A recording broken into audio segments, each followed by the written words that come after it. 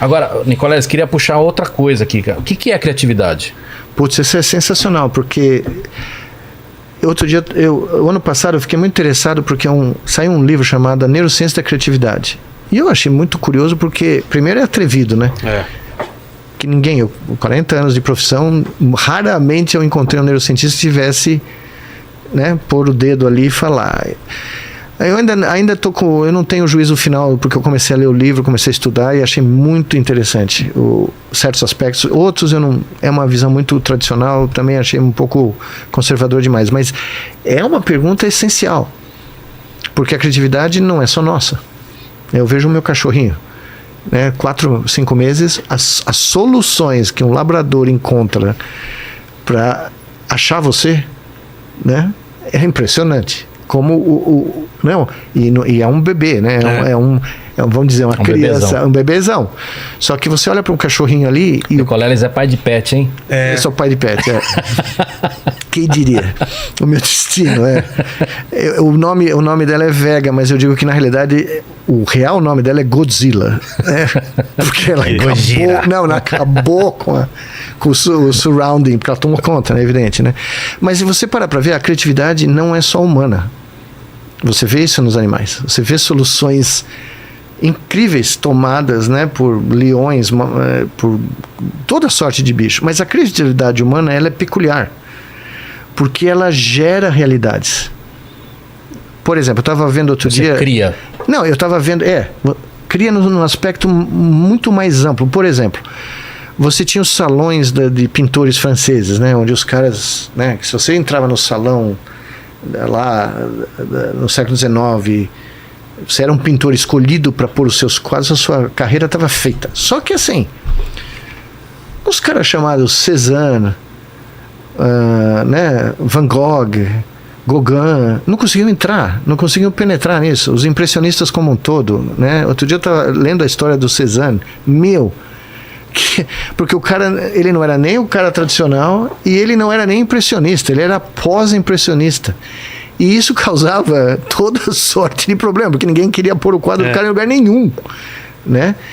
E tinha os caras que mais conservadores e tal, e tinha gente, Manet, Monet, ao mesmo tempo, esses caras estavam... Então, quando você fala de criatividade, nossa, ser humano, você também está falando de uma brainnet. Falando de reconhecimento de padrões e quebra de padrões, busca de novas soluções. E agora a gente está nessa crise com inteligência artificial e é o grande que é um problema grave, porque veja, suponhamos só por uma hipótese, que você, o que eu ia dizer agora há pouco é que você cria gestalts. O impressionismo, o Belle Époque, né? O começo do século XX, antes da Primeira Guerra. Certo. A França, em certos lugares da França, o Belle Époque, as pessoas acharam que o paraíso estava feito, que não ia ter mais problema. Nós encontramos o equilíbrio perfeito da intelectualidade, da arte, da ciência. Eu tenho com total falta de modéstia, eu tenho uma palestra que eu tenho uma teoria sobre a mediocrização que a gente vai ter nas empresas por causa da IA. Mas é isso que eu ia te falar nesse instante. Não, veja, se você começar a desincentivar grupamentos humanos a ser criativos, se você chegar em casa e falar, puta, tem um caso clínico aqui super encacado, coloca numa inteligência artificial, ChatGPT, isso aqui é escleroderma, nós vamos começar a criar uma geração de pessoas que não conseguem pensar, que não conseguem raciocinar. Como a gente já não faz conta, como a gente não guarda telefone. Mas acho que é pior do que isso, porque você mata uma parte importante do aprendizado. Que é da tentativa, do erro, da mão na massa. De você dormir com um negócio e vir com a solução depois de um tempo. Isso, não, porque veja... Quem tá matando é o TikTok. Não, e não é só, para pensar. Outro dia eu estava num evento, eu falei, quantos de vocês aqui, tinham milhares de pessoas, eu perguntei, quantos de vocês aqui usaram o ChatGPT? 90% da coisa. Aí eu falei, quantos de vocês sabem tirar a raiz quadrada na mão? 7 caras, 8, sei lá, 4, não me lembro, mas era uma... E metade mentiu. Provavelmente. Era uma merreca. A galera não sabe nem usar mais guia de mapa. Não, calculadora. A calculadora na minha época era proibida na escola. Imagine, eu fazia conta de logaritmo com régua de cálculo. É analógico. Mas foi muito interessante, porque é uma ferramenta que nem ábaco, né? Analógico. não podia entrar calculadora. Era o não do Colégio Bandeirantes. Você entrar hoje as pessoas não conseguem mais nem usar a calculadora. As operações de uma calculadora complexa. Que na minha época o sonho de consumo era o HP, né? Tem uma HP, não era... Então, se você começar a reduzir o incentivo para o cérebro humano criar, eu falo sempre isso, você vai ter um futuro sem futuro. Porque o futuro vai ser passado no passado.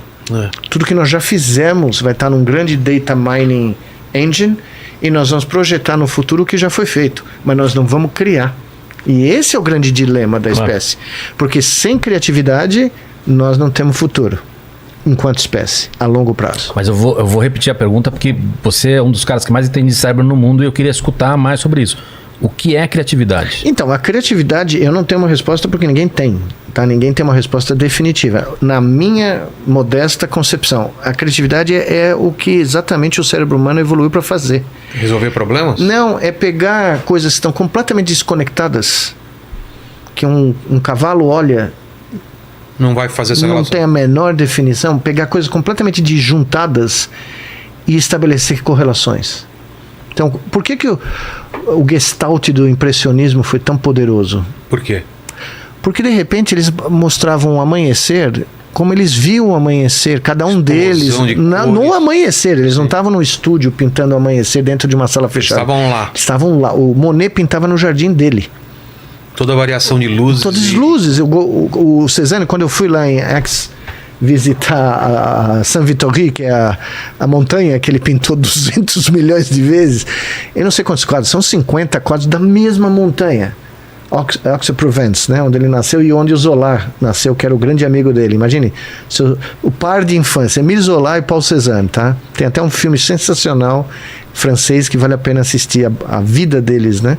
Pois bem, esse cara pintou essa montanha trocentas milhões de vezes, porque cada momento que ele ia lá, a montanha era diferente, e ele fala isso. O cara pergunta para ele, porque o pai nunca se conformou, que ele era pintor, não ganhava dinheiro. Pô, mas por que você pinta essa maldita... Ele falou, porque ela nunca é igual. Então, como os gregos fizeram lá, no 5º século antes de Cristo, e pondo o ser humano no centro do universo, e que o renascentismo italiano recuperou, e que os muçulmanos, a renascença muçulmana, que foi 700 anos antes da renascença italiana, recuperou tudo o que os gregos tinham feito e que ia ser perdido, porque os romanos, né, começaram a destruir tudo. Quem traduziu para o árabe tudo, Platão, Sócrates, toda a visão humanística dos gregos, foram os islâmicos. Tá? Foi o mundo islâmico, que depois a Europa recuperou, traduziu de novo para latim. Tá? Mas enfim, o que aconteceu? O impressionismo X falou, não, eu não vou ser um retratista, eu não vou fazer o realismo como se fosse uma fotografia, eu vou dar a minha impressão. Eles colocaram o olho humano de novo no mundo, né? Uma abelha não vai fazer isso. Então essa criatividade, na minha impressão, na minha visão, é essa junção de coisas absolutamente ao léu, que de repente você mistura e sai um Da Vinci, ou sai um Michelangelo, né? Lusíadas, sai um... Lusíadas é uma boa, mas eu diria que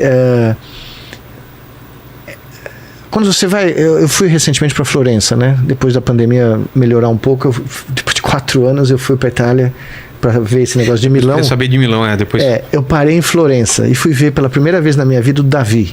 Fica enorme, eu não sabia que era grande, né? Tinha uma fila, né? Imagina, você fez um barato 600 anos atrás, 500 anos atrás. Tem gente fazendo fila no século XXI para ver o que você esculpiu. Aí você chega lá... Vê e se emocionar, né? Não, eu tenho 5 metros de altura, que é a primeira coisa que você se choca, né? Aí você começa a olhar... Eu fiz anatomia, né? Eu estudei anatomia humana, né?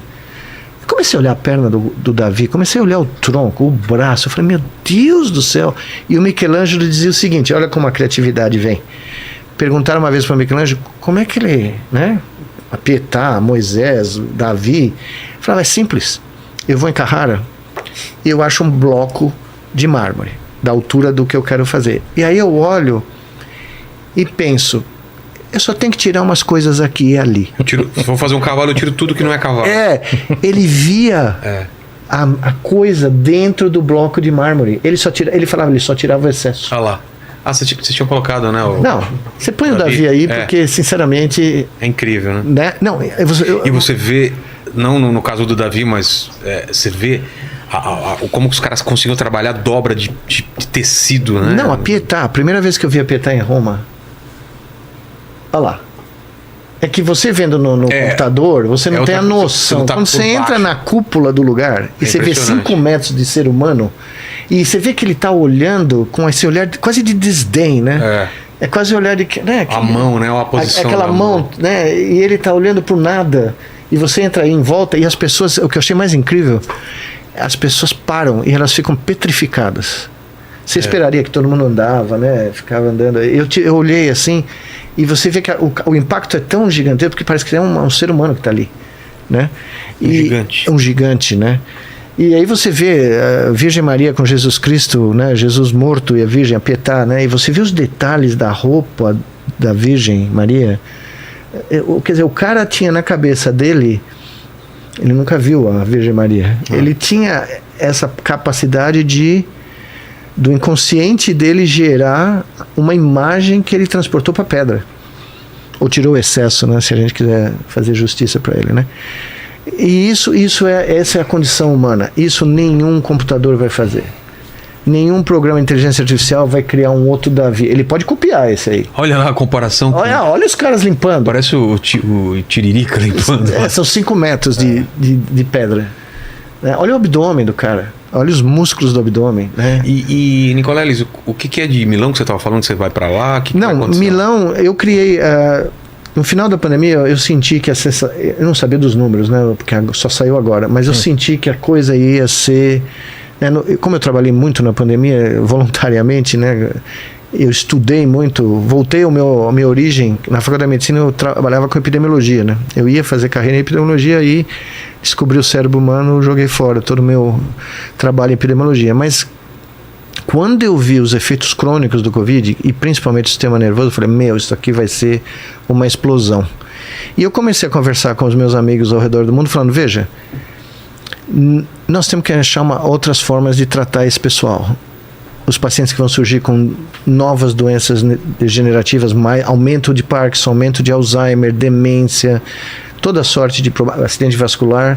E eu criei esse projeto chamado Treat 1 Billion, tratar 1 bilhão, que é usar não a forma clássica medicamentosa, farmacológica, que eu não acredito que vai dar conta disso, mesmo porque não dá agora, mas usar toda essa história de interface cérebro-máquina, neuroprótese, tudo que eu aprendi de plasticidade para criar um novo modelo de tratamento desses pacientes. E ocorreu que um grande amigo meu, o Jean Vito Martino, que é o professor e o vice-reitor, o provosto de ciência dessa Universidade de São Rafael, do Hospital São Rafael em Milão, falou, olha, nós estamos nesse momento à procura de uma nova missão na área de neuro.